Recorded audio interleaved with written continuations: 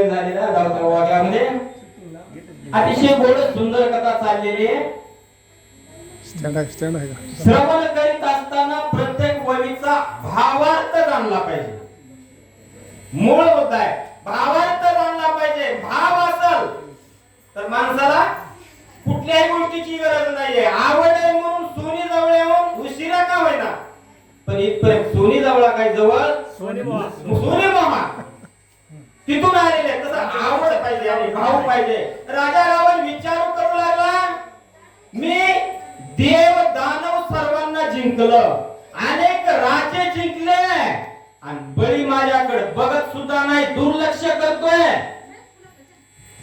कसं दुर्लक्ष केलं आताच्या वक्ताने भरपूर सांगितलं.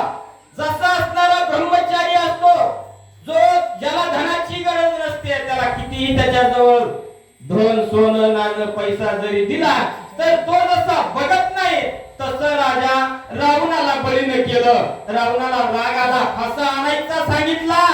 रावण विचार करू लागला मी एवढे सुरांना जिंकलं, हा बळी माझ्याकडे एक तर बघत नाही आणि वरून मला काय काम सांगायला फासा उचलून आणायचा काम सांगायला. रावणानं मला विचार केला जरा मला काय हरकत नाही फासा घेऊ आणि देते वरी बळीच्या नाकावर बुक्की घालून बळीला पुन्हा पाताळात घालू असा विचार राजा रावणाने केला. काय होते पुढे का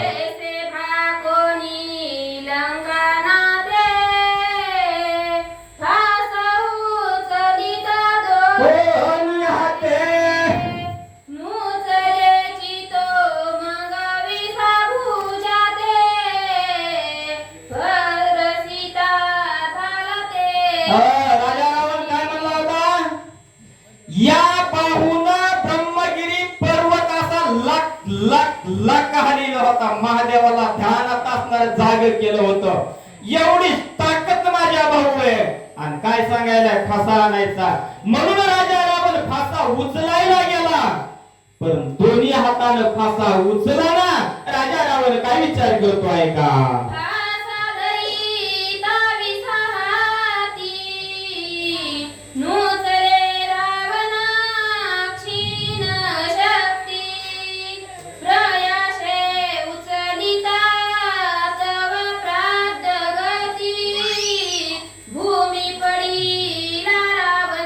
कितीही श्रीमंत माणूस असला तरी गरीबाला कोणी कमी समजायचं नाही. कारण का कोणत्या रूपानं देव भेटल हे मात्र सांगता येत नाही. राजा रावण विचार करू लागलाय फासा उचलला नाही. फासा आता बळी म्हणजे काय साधा होता का हो? ज्याला या त्रिभुवनीचा राजा जो असणाराचा ब्रह्मांडाचा चालक मालक धनी आहे भगवान विष्णूला आपलं द्वारपाल केलं तो बळी काय लहान असेल का? पण राजा रावणाला स्वतःचा ताकदीचा गर्व होता. त्या गर्वामध्ये बळीला वामनाला ओळखू शकला नाही म्हणून रावणाची फजिती होऊ लागली. 2 हातानं 4 हातानं 6 हातानं नव्हे 10 हातानं फासा उचलू लागला पण रावणाला फासा उचलला ना. काय होतंय पुढं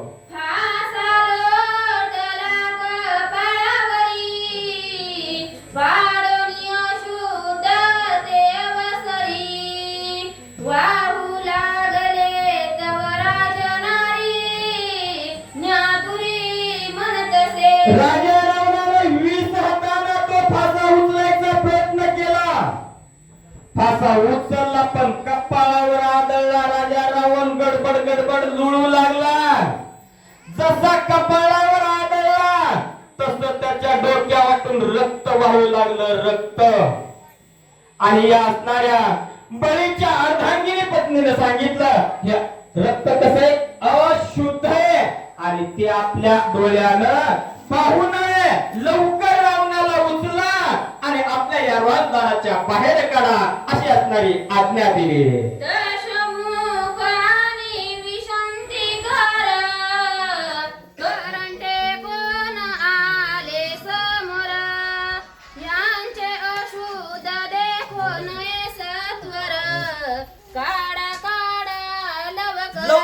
लवकर असणारे याला बाहेर काढा. कारण का 10 डोके 20 हात आहेत असं असणारा अशुद्ध आणि याचं रक्त निघतंय हे असणार आपण पाहू नये.